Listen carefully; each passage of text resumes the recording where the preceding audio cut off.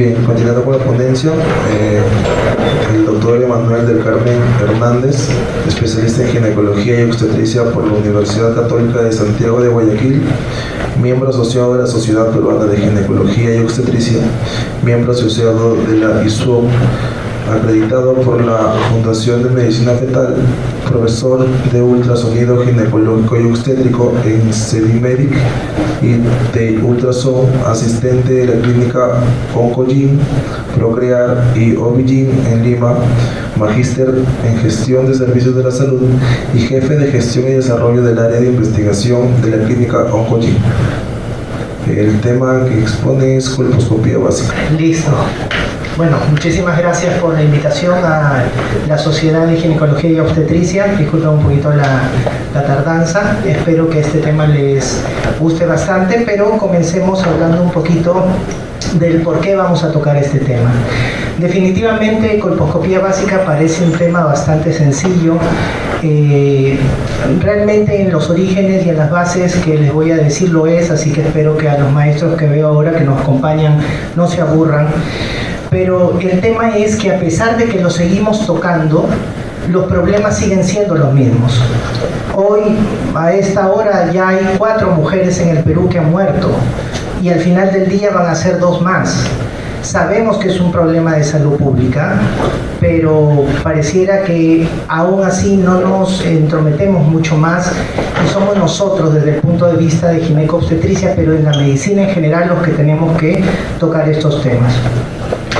Si bien es cierto, sin historia pues no podríamos comenzar, y esto ya, salvo que el maestro Hernández me corrija, ya el próximo año van a cumplirse 100 años, ¿no? Desde que Hans Hesselmann inventó, si se quiere decir, o modificó, para hablar con claridad, lo que ahora llamamos el colposcopio.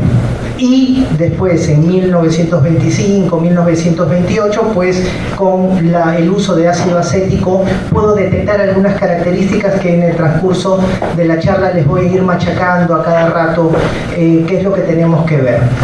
Aunque al final nos daremos cuenta que no es tan sencillo llegar a esas interpretaciones, porque incluso la visualización interobservador, siendo esta tecnología, esta herramienta operador dependiente, varía mucho, y eso probablemente la inteligencia artificial pueda ayudarnos.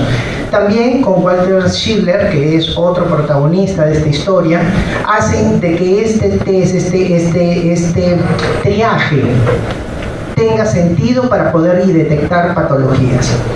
Bien, no podemos comenzar sin saber realmente dónde se sitúa la colposcopía. La colposcopía, como les dije, es el triaje, pero está posterior a un tamizaje y antes de un procedimiento. No tiene sentido saber qué es lo que tenemos que hacer si no sabemos de dónde viene, y no tiene sentido, al saber cuál es el diagnóstico, qué es lo que tenemos que hacer individualizado. Al final de la ponencia también van a identificar que esto tiene mucho que ver con normativa estatal, tiene que ver mucho con la práctica diaria, y que también tiene que ver mucho cómo clasificamos a los pacientes. Es por esto que en el tamizaje, ya lo dicen las guías que vamos a tocar más adelante, podríamos hacerlo, y te lo dice, va a estar de acuerdo a tu realidad nacional. Si lo tuyo es IVA, es IVA. Si lo tuyo es Papá Nicolau, es Papá Nicolau. Si es el COTES, como en Estados Unidos, es el COTES. Si es un genotipificación, lo que yo quiero es que tú me clasifiques de ese universo de personas quiénes son las que tienen que entrar a una colposcopía para hacer una detección. Entendamos el primer concepto claro. La colposcopía está acá para detectar alto grado. Ya hay muchos estudios que indican que los de bajo grado no es que no nos interesen, pero tienen su forma. Lo que nosotros queremos detectar rápidamente es el alto grado, que ya tiene también su nomenclatura, para después no hacer un sobretratamiento, para no tratar NIC 1 con conos, no tratar NIC 3 con vaporización láser. Tiene que tener un sentido y una correlación. Pero como les dije, todo tiene un inicio, y el inicio es saber, y disculpen lo básico, aunque la exposición se llama así, colposcopía básica, lo básico de cómo lo quiero tratar. Yo siempre cuando intento entender algo en medicina, lo pongo como si fuera un videojuego. Es decir, quién es el artista principal, quién es el personaje, quién es el enemigo y cuál es el terreno de batalla.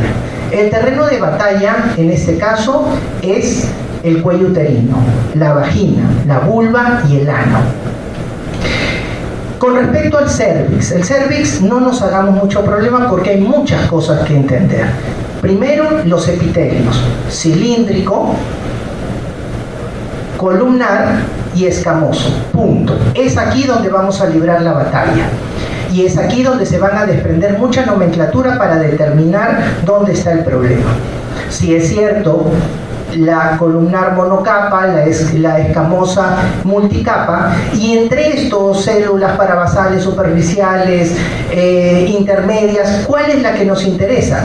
Las intermedias, las basales. ¿Por qué? Porque es aquí donde va a haber una alteración, porque ahora vamos a ver que también junto con el epitelio columnar podríamos tener alteraciones como un adenocarcinoma, como lo veremos a continuación. Este terreno de batalla es donde va a atacar el principal enemigo, que es el virus del papiloma humano.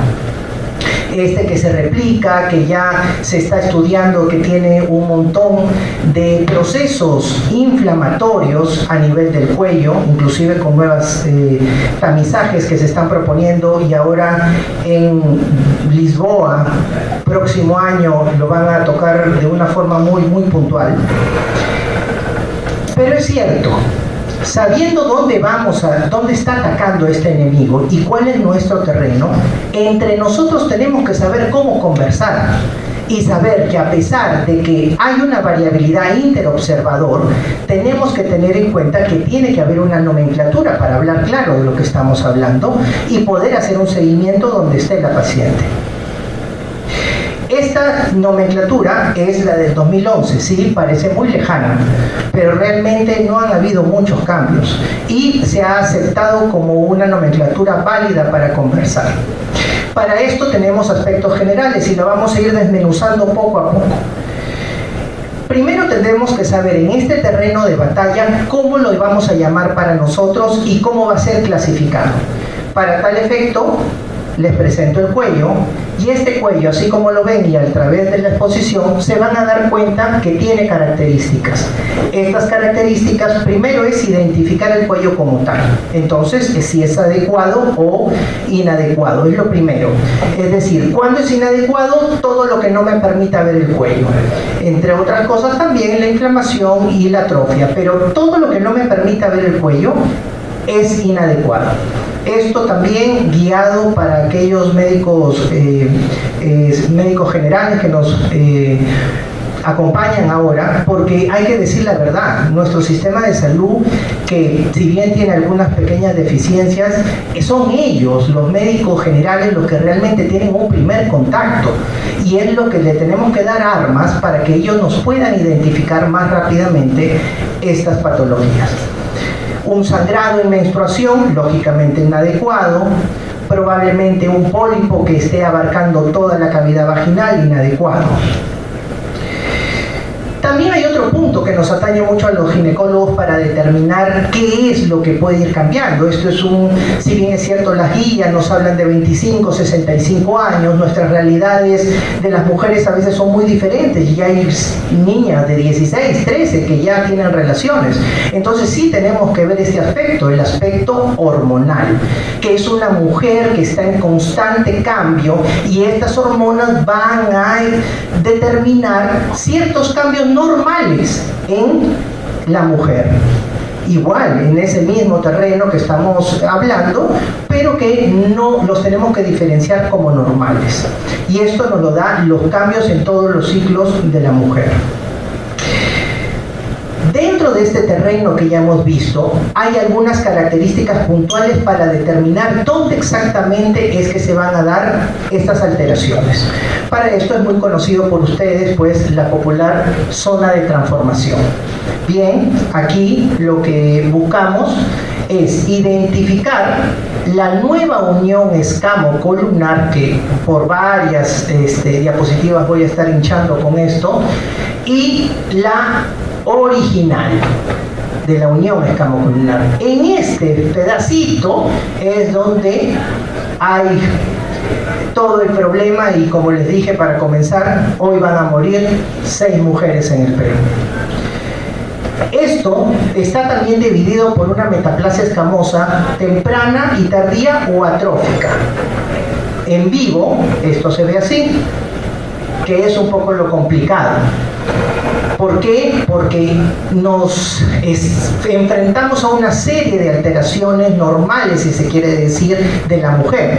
Entre ellas los flujos, los descensos, la atrofia, su edad, si está en gestación o no, para determinar justamente esto. La nueva unión escamo-columnar y la original. Pero hay características que luego veremos que nos ayudan para determinar dónde está. La unión escamo-columnar, nuevamente, nos da unas características importantes para identificarlas. ¿Dónde termina la original? Generalmente termina cuando hay un quiste de Nabot o hay unas glándulas que se abren. Esto se puede identificar fácilmente, se puede identificar en el colposcopio haciendo un zoom adecuado, y eso último que queda como esas aperturas glandulares o el quiste de Nabot es donde me va a dar el último nivel donde está la unión escamo-columnar original. Aquí hay una leyenda donde identifica lo mismo que estoy diciendo. Hay otro concepto, si es que se quiere ir apuntando para los nuevos doctores. Se necesita tener metaplasia para que haya una lesión. Metaplasia no es otra cosa que el cambio de un tejido a otro. Metaplasia, cambio de un tejido columnar a escamoso. Pero es ahí donde se da todo ese problema. Entonces, identificar esta unión es importante. Entonces, ya hasta aquí podríamos en esta lámina de práctica decir dónde podría estar la unión escamo-columnar. Más adelante identificar qué tipo de zona de transformación es, si es que hay quistes de Nabot, si es que hay glándulas y si realmente estamos frente a una colposcopía óptima. Bien. Y la zona de transformación. Eso es el pan de cada día de todos los días. ¿Esto para qué lo hacemos? Lo hacemos porque tenemos que identificar 3 zonas de transformación, que no se compliquen, simplemente es la que podemos ver en la zona de transformación tipo 1, como vemos acá. La podemos ver, podemos identificar y delimitarla. La zona de transformación tipo 2 la vemos, pero con mayor dificultad, e incluso en alguna parte anterior o posterior no podríamos verla, y eso nos identifica una zona de transformación tipo 2. Ojo, aún siendo adecuada la colposcopía. Y una zona de transformación tipo 3 es donde definitivamente no vemos la unión escamo-columnar, pero o que está siempre o mayormente relacionado con atrofias y personas mayores. No siempre, pero en su mayor mayoría. Los hallazgos normales que tenemos. Para identificar primero lo patológico tenemos que saber lo normal. Entonces, en lo normal tenemos la unión escamo-columnar o el epitelio escamoso original, maduro, atrófico, el epitelio columnar, la ectopia, la metaplasia escamosa, el quiste de Nabot, las criptas y, cuando estás embarazada la paciente, la deciduosis. La ectopia, este es otro primer problema con el cual nos enfrentamos. Primero, bueno, un poco por desconocimiento, lo tratan, le hacen láser ginecológico, algunos un poquito más avesados hasta un cono, y comienzan a dañar. Ya más adelante veremos que en los estudios de metaanálisis, hacer un cono y cada milímetro que uno se pase de cono eso está atentando con una mujer que no ha tenido hijos, en su incluso parto preterno. Esto es algo normal, simplemente que es ectópico, el tejido columnar ha salido mucho más y se expresa más en el exocervix, pero es totalmente normal. ¿Cuál es la otra, digamos, problema que tenemos en esta oportunidad? Es cuando colocamos ácido acético. Porque si bien es cierto, hay características para diferenciarlo, este tejido columnar generalmente o metaplásico siempre se complica con la diferenciación de un NIC1. Nuevamente, podemos volver y vamos a ir repitiendo lo que vamos aprendiendo, que es una colposcopía adecuada. Podemos ver la unión escamocolumnar, hay metaplasia, e incluso podríamos ver dónde terminaría el original, ¿no? La unión escamocolumnar original. Dentro de las normalidades también tenemos quistes de Nabot que también algunos doctores pues lo tratan. Estos quistes no se tratan, son normales. Ok, en medicina no existen las palabras nunca ni siempre. ¿Cuándo se podrían tratar?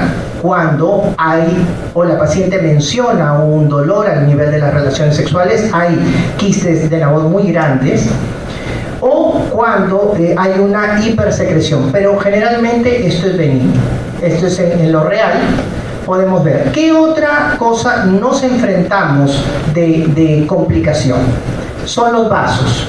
A nivel del quiste de Nabot, estos vasos tienen unas características de ir disminuyendo en calibre, que tenemos que diferenciarlo más adelante de los vasos atípicos. Pero ya les voy presentando las dificultades con las cuales nos vamos presentando.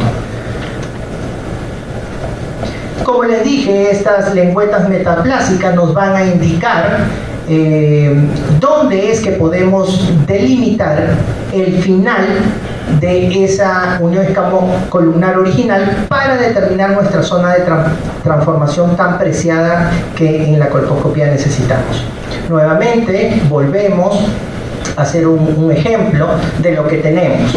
Entonces, es una colposcopía adecuada, con una zona de transformación tipo 1. No se molesten si alguien dice tipo 2. Les digo que el 73% de la vista interobservador, los doctores no llegan a hacer un mismo diagnóstico.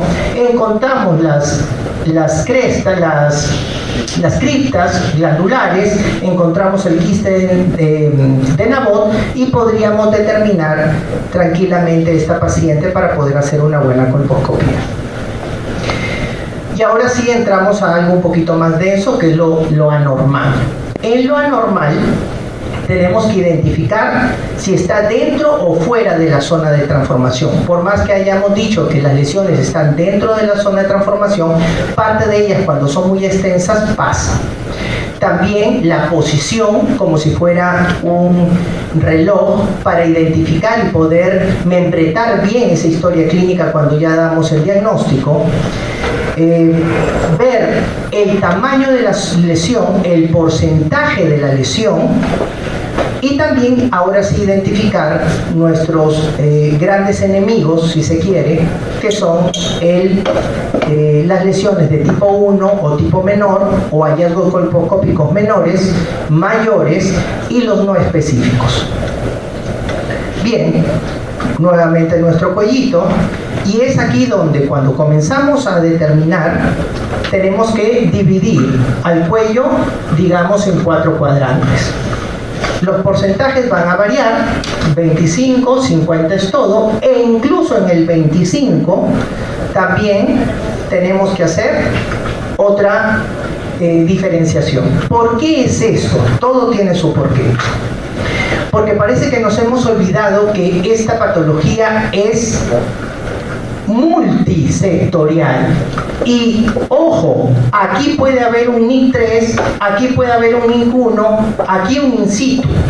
Entonces, determinar toda la zona de transformación y saber cuáles son las características es muy valioso, porque si nosotros hacemos una sola biopsia, podemos estarnos quedando con un diagnóstico de NIC1 cuando la paciente tiene un NIC3. Número de cuadrantes involucrados, tamaño de la lesión en porcentaje y el porcentaje de cuadrantes involucrados. Bien, al igual también hay que identificar, si es que trabajamos en equipo, dónde se encuentra la lesión, y para eso lo hacemos usando las agujas del reloj. Si está dentro o fuera de la zona de transformación y si la ubicación es en una zona horaria específica. Todos estos detalles nos van a determinar y delimitar dónde está el problema. Ahora, bien, para comenzar a hablar de los problemas, tenemos que hacer una breve reseña al ácido acético, que es el elemento que nos acompaña en la colposcopía. Este puede ser de 3 a 5%. Es una prueba más importante a nivel del cuello, del cervix, tan importante que se podría hacer una inspección visual de ácido acético sin colposcopio, que en muchos lugares de nuestro Perú lo hacen. Así de importante es. Se expone el cervix ácido acético por espacio de 1 a 3 minutos. Se dice que los promedios son de unos, cuando es una presentación rápida, que eso quiere decir de alto grado, más o menos en unos 7-10 segundos ya estamos viendo la lesión, pero hay que tener un poquito de paciencia porque hay lesiones que más lento aparecen a los 50 o 60 segundos. Por eso que en promedio 1 o 3 minutos está bien. Aquí viene el problema que se los mencioné. El epitelio metaplásico es el que nos va a dar la confusión, ya que al tener características similares para optar por ese ácido séptico, que en otras palabras, dígase de paso, lo que hace es deshidratar a la célula. Por eso, a la hora que pones el colposcopio y la luz, se ve blanco, porque deshidrata por medio de abundantes proteínas, que es lo que más tiene una célula infectada por VPH, y al deshidratarla, se ve mucho más blanco. Entonces el tejido metaplásico funge parecido, por eso el NIC1 se lo puede confundir. El ácido acético es hiperosmolar, como les decía, y esto también no ayuda a la hora de determinar los capilares. Entonces, bien, brevemente, porque no es el tema, digamos, de lleno, pero hay que tocarlo un poquito, es donde está atacando este VPH, el cual, lo que ya veíamos desde el comienzo con el tejido, vamos de la mano, vamos al cervix, sabemos dónde están las células, cómo se replica el virus. Este virus comienza a dar ese aspecto blanco, blanquecino. Luego, pues lo que ya sabemos todos, siendo el VPH dentro de los bajo riesgo y de alto riesgo, el 16 y el 18 los que más nos van a traer problemas. Tanto es así que en el tamizaje, ¿se acuerdan que hablábamos primero? Algunos exámenes previos van con el 16 y el 18 y la guía lo estipula así, dígase de paso. Bueno, entonces lo que hay es una atipia nuclear mínima cuando es... Esto ya lo vamos a hablar, son nomenclaturas, pero esto es alto grado, bajo grado. Y aquí los cambios que hay en las células. Bien, ahora, para ponerlo un poquito más complicado cada vez, en la nomenclatura, digamos, que es para nuestro lenguaje, cómo nos vamos a tratar entre nosotros, cómo nos vamos a comprender ante una colposcopía, viene otra complicación más con nuestros amigos patólogos y todos los que hacen citología y patología. ¿Por qué? Porque, como veremos más adelante, esto sí tiene mucho que ver. Más o menos he querido hacer una comparativa para que no nos perdamos. Antes, displasia media, moderada, grave, carcinoma in situ. En la terminología SIN es SIN 1, SIN 2, SIN 3. y en la Bethesda el SIL-H-SIL. ¿Qué significa esto? Si nosotros estamos diciendo que la colposcopía tenemos que identificarla para alto grado, sí es muy importante en el manejo que me diferencie si es un NIC3 o un NIC2. Más aún si sabemos que tienen porcentajes de progresión, estancamiento o retroceso.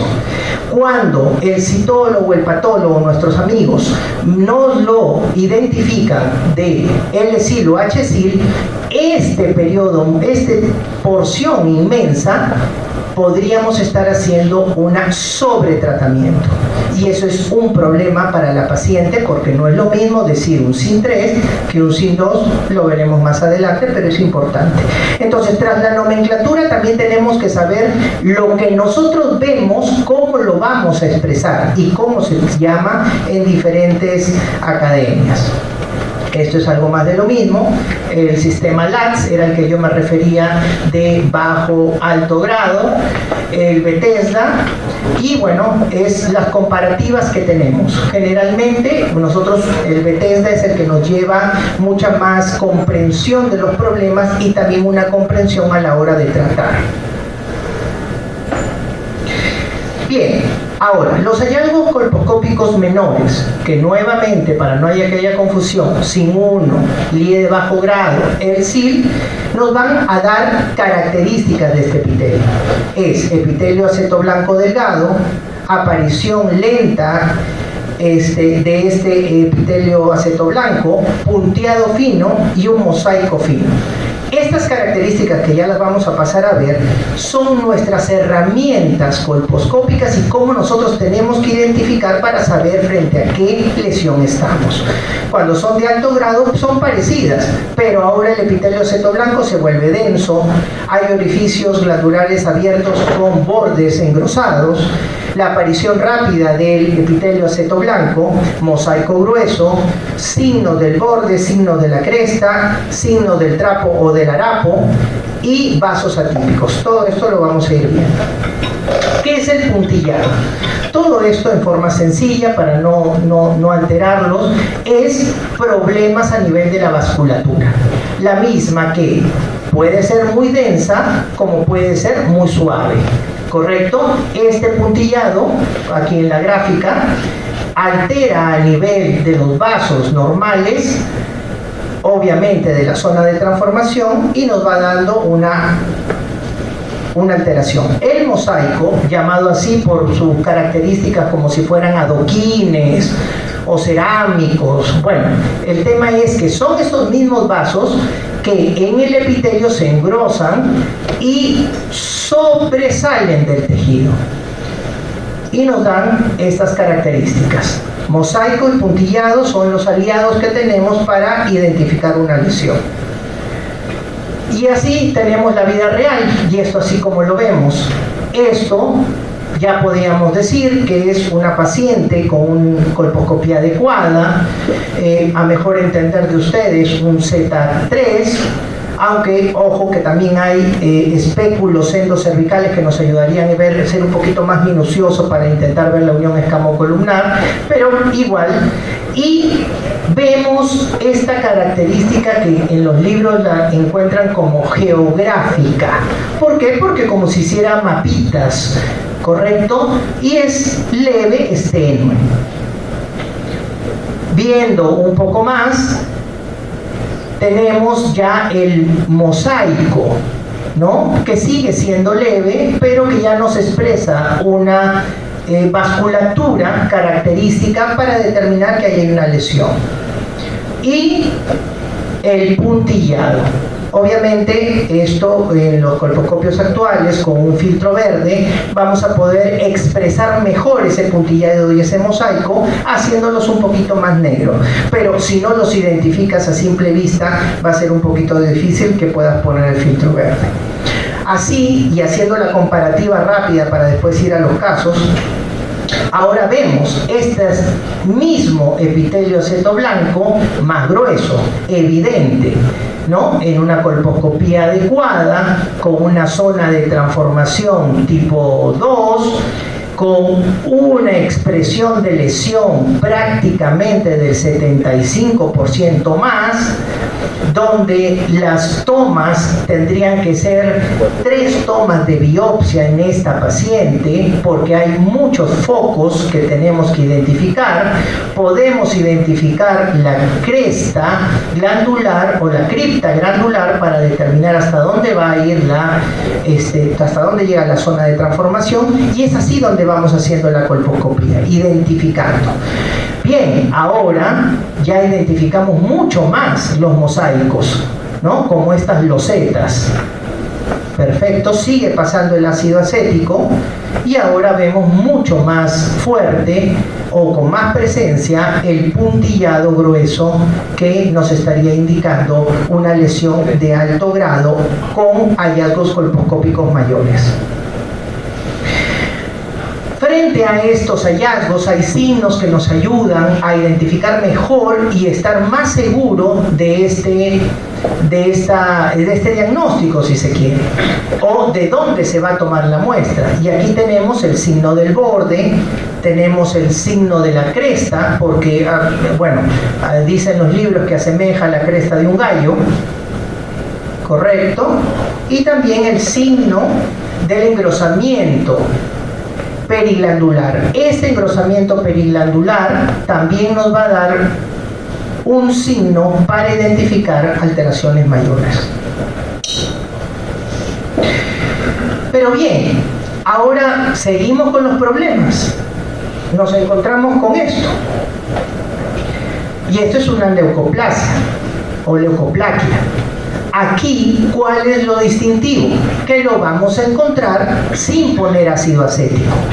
Tenemos que estar atentos, por eso la primera investigación es tan importante. Continuamos, seguimos con la leucoplaquia. Las erosiones también son, ¿qué característica tiene esto? Cuando ponemos ácido acético se desfacela, se daña, el tejido está muy débil y se forman estas erosiones. También nos complican mucho el diagnóstico, pero también nos hace ver que tenemos que estar atentos. Y aquí vemos erosiones verdaderas, ¿no? Justo también en nuestro sitio de estudio, ¿correcto? Ahora, otro gran aliado, el test de Schiller. Es una solución de Lugol al 5%, se realiza siempre después del ácido acético. Y aquí, digamos, pareciera un poquito tonto, pero lo que más a veces uno se confunde es si es cómo nombrarlo, ¿no? Test de Shirley positivo, yodo negativo. No se complique mucho, simplemente es cuando no pinta. Cuando no pinta es que no hay glucógeno. Entonces, si no hay glucógeno, es yodo negativo, test de Shirley positivo. Cuando hay y pinta y está todo normal, el test de Shirley es negativo, yodo positivo. Siguiendo en la normativa, aquí encontré en un también estudio que hacían sobre el yodo y que realmente lo que hacemos colposcopía es real esto, ¿no? Bien, es positivo o negativo, pero ahí no hay muchos claros oscuros en este yodo. Tanto es así que, para no demorar mucho, hay un amarillo intenso, canario, dicen, que nos va a llevar a un LIE de alto grado, confirmando lo que hemos visto en el ácido acético, pero hay un amarillo un poco más tenue que puede ser un sin 1, un bajo grado. Pero miren, también tenemos un marrón profundo, que no hay luces y sombras, apardado, dicen otros, que nos va a dar cada característica del tejido según el estado y la edad que tenga la paciente. Entonces, sí, como técnica normal es positivo o negativo, pero hay muchos gamas de esos colores, como veremos a continuación, que nos podrían dar alguna alteración. Nuevamente, otro ejemplo para recordar una colposcopía adecuada, y no sé si se dieron cuenta, pero miren qué tenue que está esto. Correcto. A un ojo tal vez un poco más entrenado no se le pasa, pero miren cómo el Lugol ahora entra a tallar y nos da también su parte de confirmación. Esto fue un sin 1. La paciente entra en una observación, ya eso lo veremos después también, cómo entra en observaciones. Por ejemplo acá, mire qué tenue, ¿no? Zona de transformación, ¿qué dirían ustedes? ¿No? Tipo 2. Acá hay una lesión, acá hay algo que con el ácido acético no nos deja ver. ¿Qué queremos hacer? Justo con el Lugol nos lo confirma. ¿Correcto? Así de complicado a veces es y tan pequeñito. Perfecto. Listo. Pasando, estas son más características Los vasos atípicos, aquí lo que podríamos decir en consonancia es que estos son vasos normales y estos son vasos atípicos. Van a tener características, trayectorias, formas, alteraciones. Pero lo que nosotros vamos a buscar aquí es identificar y sacar todo lo que sea alterado. Entonces, por ejemplo, un cuello bastante feo, que ya nos va dando vasos atípicos, y es ahí donde yo les decía que el filtro verde nos va a ayudar para identificarlo un poquito más negro. Acá están las trayectorias, los calibres, las formas para identificarlo. ¿Y cuál es el otro punto para identificar un poquito de invasión? O sea que ya es una alteración mayor. Son los tumores exofíticos, que bueno, prácticamente donde quieras puedes hacer la biopsia. Hay lugares necróticos, son tumores exofíticos donde ya nos van identificando que ya la lesión está muchísimo más grave. En los misceláneos que nos habla esta nomenclatura, nos habla lo que es el condiloma, que hay condilomas cervicales, que también, entre comillas, serían una complicación, porque igual al ver esto hay que biopsiarlo, pero al identificarlo tenemos que determinarlo que no es. Acuérdense, ahora hay tres cosas: la leucoplaquia, el condiloma y, después de poner ácido acético, el epitelio acetoblanco. ¿Correcto?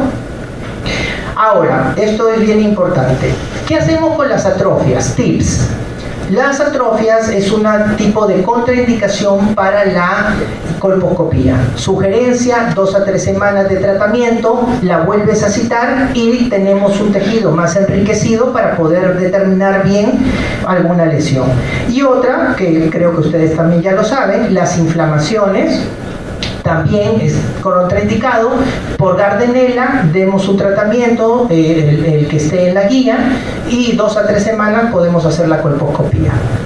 Los pólipos también es algo muy común que se ve, a veces sí dificultan la identificación, entonces esto ya lo vuelve algo inadecuado, una colposcopía inadecuada. Esto también es importante, pero por el hecho de no hacer daño. Después de que identificamos qué es lo que estamos viendo y a cuáles les vamos a dar tratamiento, las incisiones también son importantes. ¿Qué tipo? Y gracias a Dios, para no complicarnos mucho, está en consonancia con las zonas de transformación. La tipo 1 va a abarcar el ectocervix, la tipo 2 el ectocervix y un poco de endocervix, y la tipo 3 reseca también bastante el endocervix, y esa está dejada para lesiones de alto grado. ¿Correcto? Como característica, simplemente para tomar en cuenta, cuando se haga una incisión, un cono, hay que determinar la longitud y el grosor de todas maneras. Si se puede la circunferencia también. ¿Por qué? Por ese estudio que dijimos. Al saber qué tan grande es el cono, y si es una paciente menor de 25 años o no, que no ha gestado, saber cuánto le podemos estar haciendo daño frente a un futuro embarazo. Bueno, estas son indicaciones de cuándo hacer colposcopía. La vamos a hacer, las colposcopías, cuando están alrededor de la citología. Ya hemos visto los ASCUS, los LIE de bajo grado, los ABUS, son los que nos identifican hacer una colposcopía. Era el tamizaje, ¿se acuerdan? Lo otro del tamizaje, el HPV, si es 16-18 o de alto riesgo, y después todas las indicaciones que sean inherentes a la paciente, que son si es que hay sangrado coital, hay que revisarlo, qué es lo que está pasando, y algunas alteraciones más, o cuando algunas alteraciones menores o mayores han sido tratadas y hay que hacer un seguimiento. ¿Dónde está contraindicado? Lo dijimos, atrofia, inflamación y sangrado menstrual. Bien, ahora, en el otro punto de hacer la colposcopía es cómo nos vamos a tratar con la vagina. En la vagina, y un poco como para descansar y pasarlo un poco rápido, es lo mismo. Tiene el tejido con células parabasales, basales, intermedias. También tenemos que identificar qué es lo que vamos a ver, los 2 tercios superiores, el tercio inferior, los laterales, el posterior, y aquí mediante técnicas con el espéculo vamos a tener que hacer un giro de 180 grados para poder ver la parte anterior y posterior, porque no podemos dejarla ver, solo nos dedicamos a la parte lateral y a veces un poco al fondo, pero tenemos que ver toda, y más aún si tiene antecedentes la paciente de algún NIC. Como, digamos, norma implícita, toda colposcopía cervical tiene que llevar una colposcopía vaginal. Eso sí, es más, me daría mucho más atrás.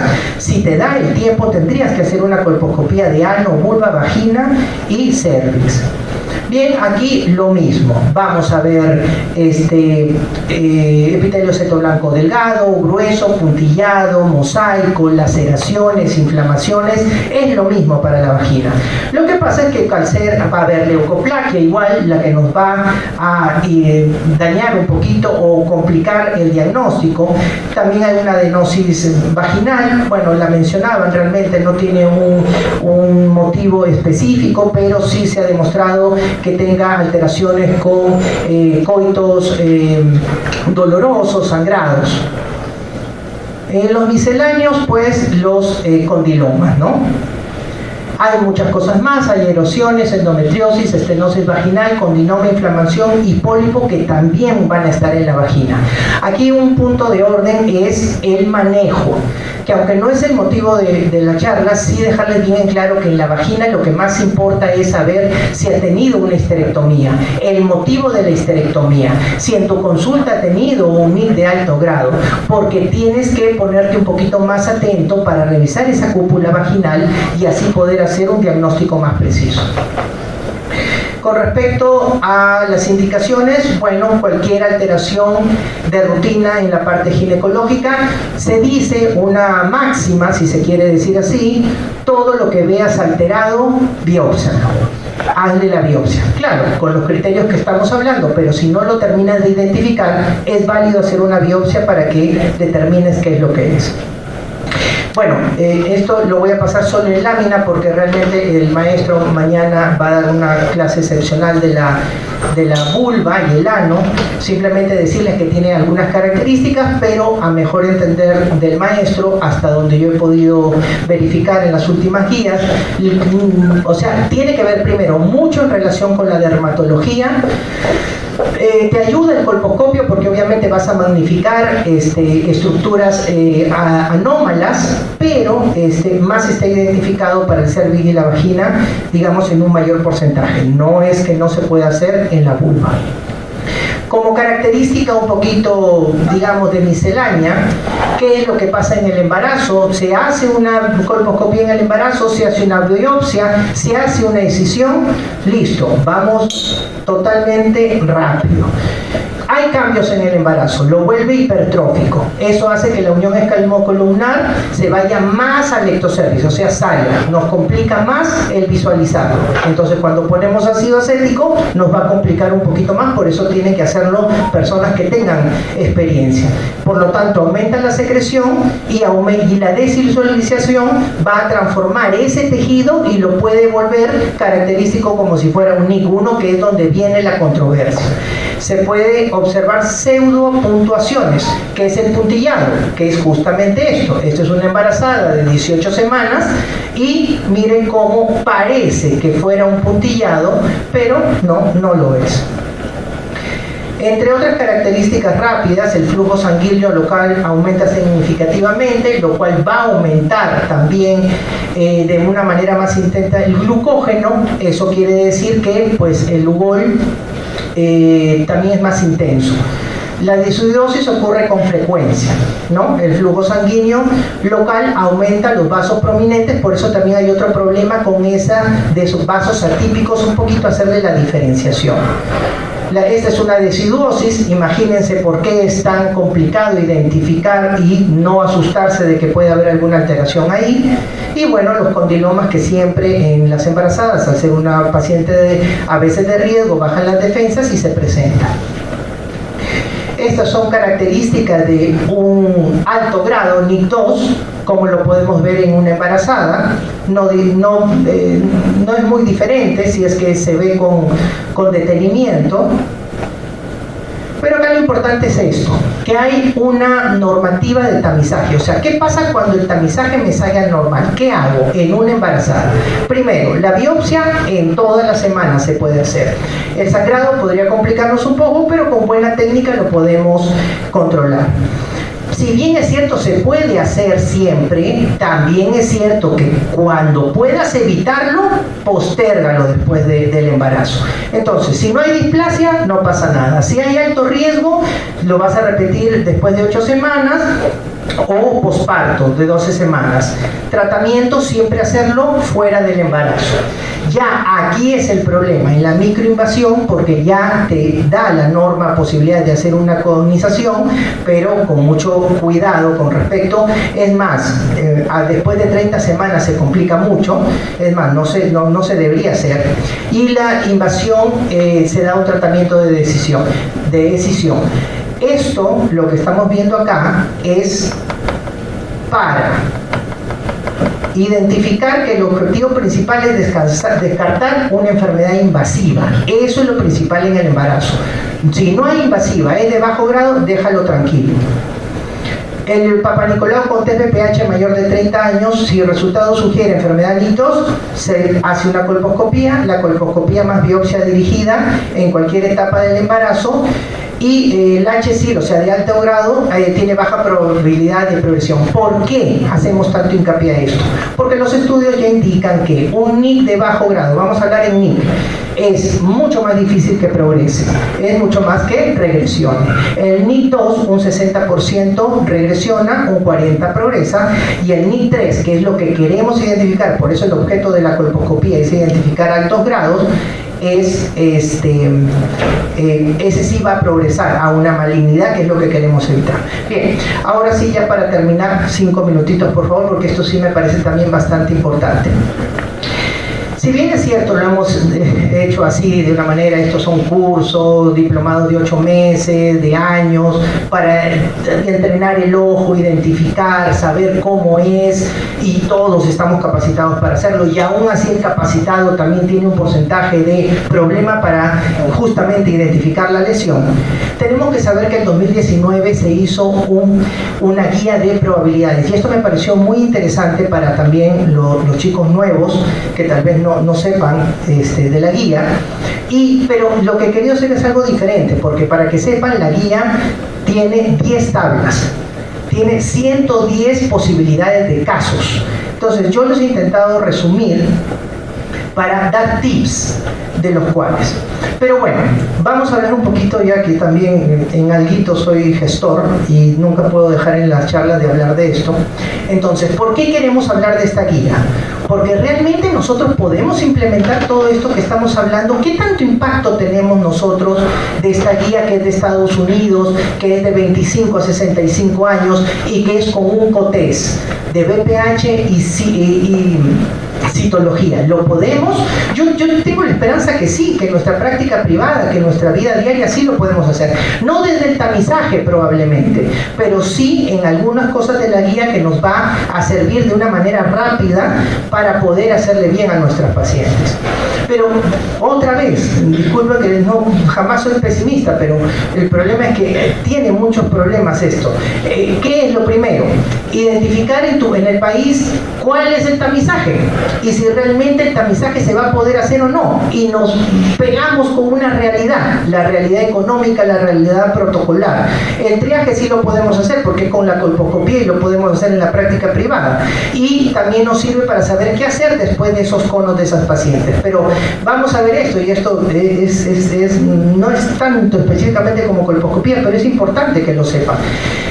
Para el 2023, caliente, diciembre, hay 264 pruebas comerciales, 511 variables. Rápidamente, ¿qué es una variable?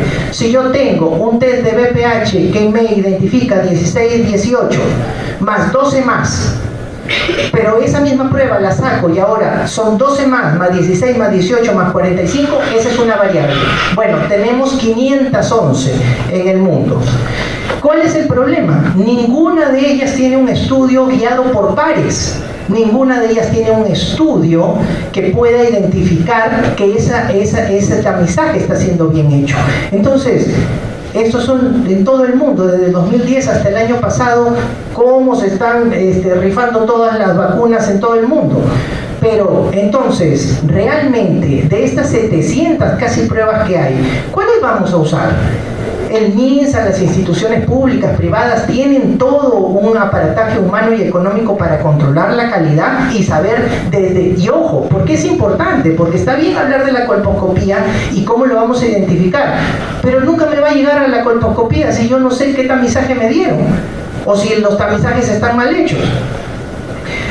Siguiendo, esta guía es bien importante porque se hizo con 1,5 millones de pacientes, 7 años de seguimiento, o sea, totalmente certificado, o sea, es válida. Entonces, aquí les hice esto que me parece importante para que simplemente rápido, ojo, por el amor de Dios, estas son 10 tablas, hay un montón de alternativas, variables, simplemente es una posibilidad que les doy para que rápidamente lo podamos identificar. Entonces, ¿qué habla esto? Esto nos habla de un control a 5 años, a 3 años, a 1 año. Cuando pase el umbral del 4%, a todas hay que hacerle colposcopía. 25% se le va a hacer colposcopía y tratamiento y un 60% tratamiento, que eso es lo maravilloso de esta guía, que te permite concienzudamente, inteligentemente, poder en nuestra realidad de pacientes que no vamos a hacer seguimiento a 3 a 5 días, si tenemos un NIC de alto grado con una colposcopía de alto grado, por el amor de Dios, agarrar el equipo de electrofrecuencia y hacerle un cono hasta que vuelva a su consulta, ya la perdimos y se va a morir. Entonces, eso es lo que nos ayuda esta guía. Entonces, rápidamente, fácil, si hay una citonegativa y un BPH negativo o un BPH negativo, cualquiera que sea tu tamizaje, estamos hablando de tamizaje, entonces el control va para 5 años. Eso es lo que dice la guía. Si hay una citonegativa o una cito con ASCUS, acuérdense la nomenclatura y también cómo las instituciones pues nombraban a las lesiones, ¿no? El ASCUS o BPH negativo para 3 años, si hay citonegativa, BPH positivo o LIE de bajo grado negativo, se va el control de 1 año. Ahora, como toda regla tiene su excepción, y por ejemplo por acá, ustedes me van a decir, alguien muy inteligente, y doctor, ¿y acá qué pasó? Si es menos de un 4%. Claro, lo que pasa es que aquí, en la norma, que es mucho más compleja de lo que les estoy mostrando acá, sino que esto es una ayuda para que puedan ustedes rápidamente identificar qué hacer, acá es porque estamos hablando de una lesión a nivel columnar, de un AGC, correcto. Entonces eso aumenta las probabilidades, eso es de alto grado y eso por eso se encuentra ya en colposcopía. Y bueno, como les decía, lo que me parece maravilloso, que aunque son test de genotipificación para identificar el genotipo 16, igual ya nos da una alternativa de que si estamos viendo a esta paciente nos pueda dar una opción de tratar. Lo mismo, pero aquí un poquito, esto es lo importante. Ojo, Cada uno de estos escenarios tiene 3 casos, 8 casos, 38 variables, 28 variables, 10 variables, 4 variables, que más o menos suman 110 casos de probabilidades, de escenarios que te dan para que tú puedas saber qué hacer y cuándo hacer colposcopía, cuándo esperar y cuándo avanzar. Entonces son 110 tablas, hay que evaluarlas cada una de ellas, incluso ahora ya hay una app que tú puedes bajar, descargar, y en el app pones las características y te lo arroja, pero a veces pues en la consulta diaria no puedes estar sacando las 10 tablas ni estar mirando. Entonces por eso he querido hacer esto, para que vean todas las posibilidades que hay, ¿no? Entonces, por ejemplo, rápido, seguimiento a 5 años. Si todo es negativo, no te compliques, la sigues en 5 años, ¿correcto?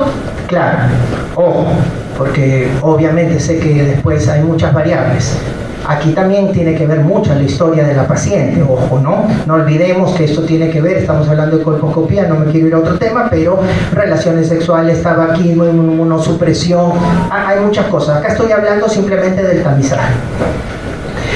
Aquí en estas variables, por ejemplo, a 3 años, ¿cuál es el tip aquí de todas estas? Y eso es otra cosa, ¿por qué sí lo podemos hacer en nuestra práctica diaria? Porque muchas veces nosotros llegamos un seguimiento al paciente. Ese seguimiento del paciente es con antecedentes, con prueba actual, y nos puede dar qué es lo que vamos a hacer. Aquí por eso la guía está hecha así. Por ejemplo, sin antecedentes, pero con un ASCUS VPH negativo, la puedo esperar.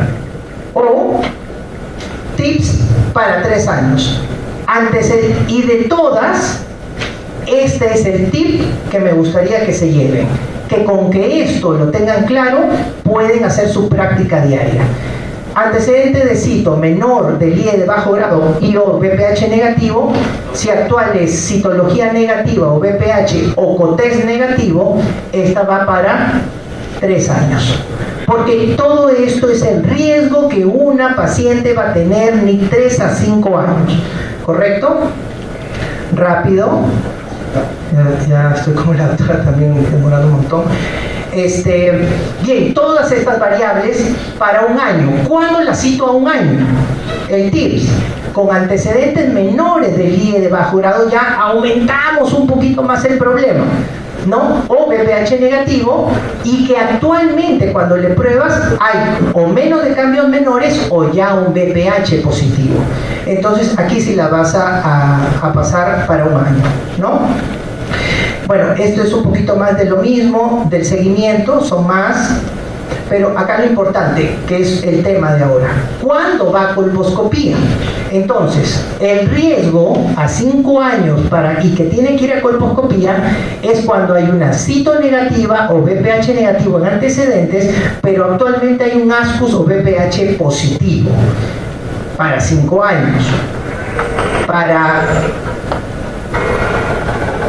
Cuando hablamos de antecedentes de ASCUS o VPH negativo y citología del IE de alto grado, todos los altos grados, como habíamos visto en la gráfica, van a pasar a colposcopía. 2 láminas y se termina. Esto es importantísimo. Tienes programa de tamizaje. ¿Qué dice todas las instituciones a nivel mundial? A ver, no tienes tamizaje, tranquilo. Hazlo acorde a lo que tú tengas. Tienes IVA, tienes VPH, tienes citología. ¿Qué es lo que tienes? Si tienes todo y tienes billete, tienes plata, perfecto, no hay problema. Haz todo, ¿no? Haz citología, haz VPH, haz colposcopía. Pero si no lo tuvieras, intenta darle algo a la paciente, ¿correcto? No la dejes sola. ¿Para qué? Para que al final puedas ver y tratar.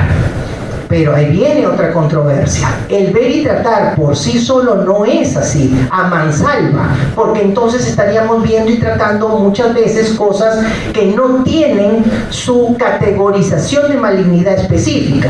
Entonces, ¿qué es lo que pasa?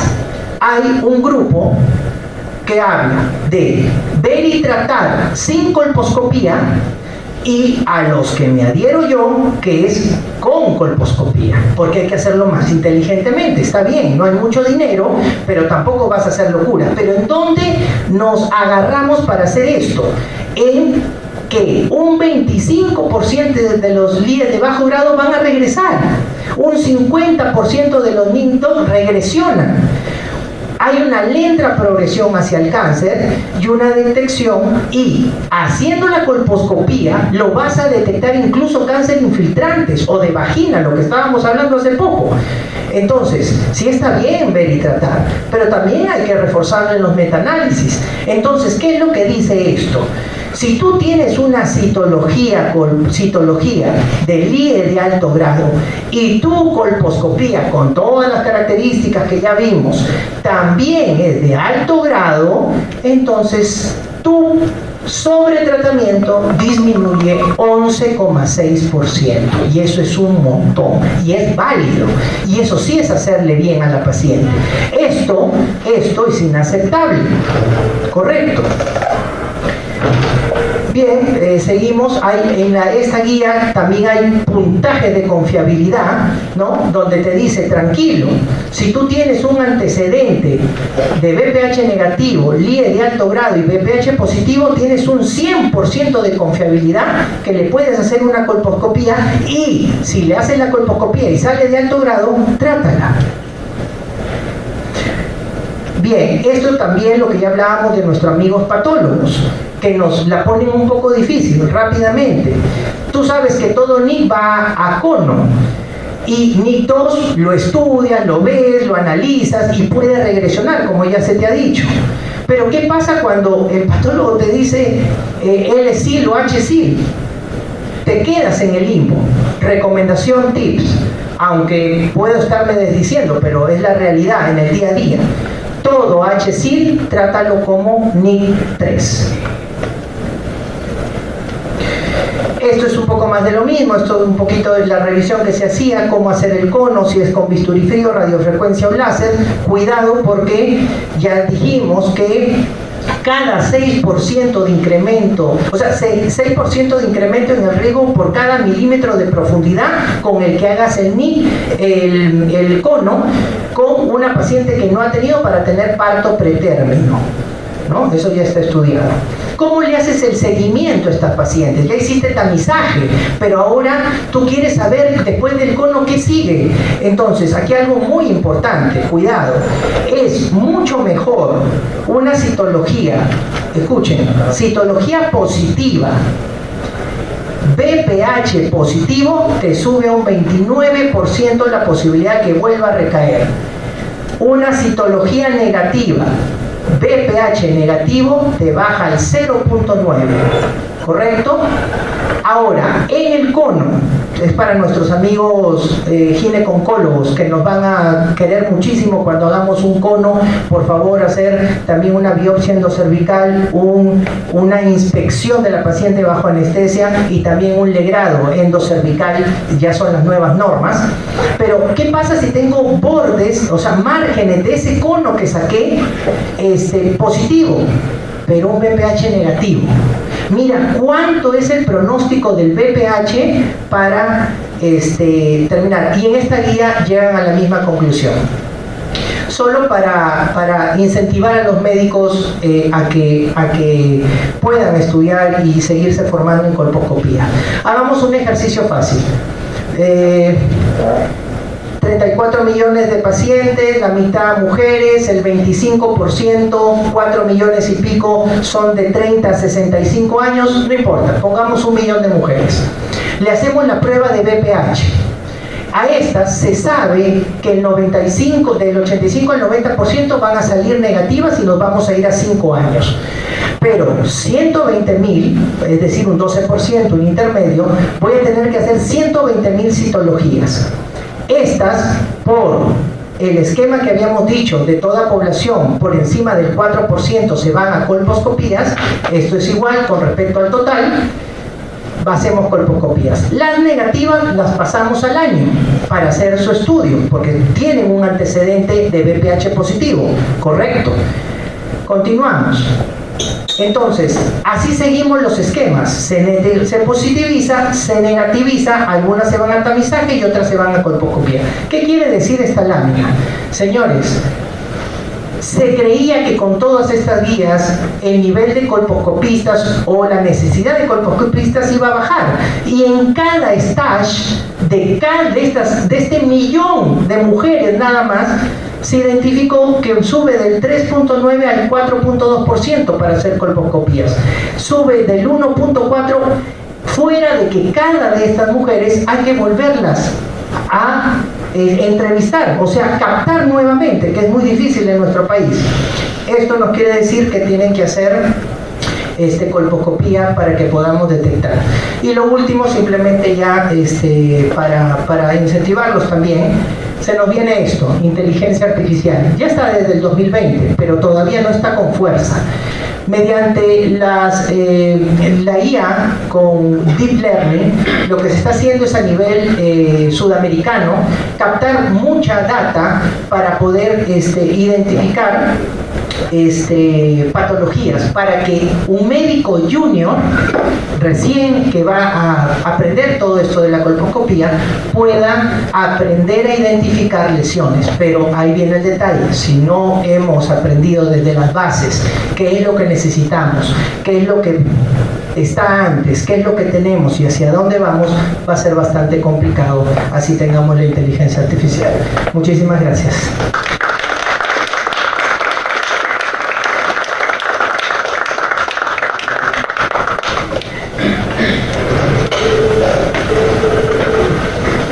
Hola, se les invita a un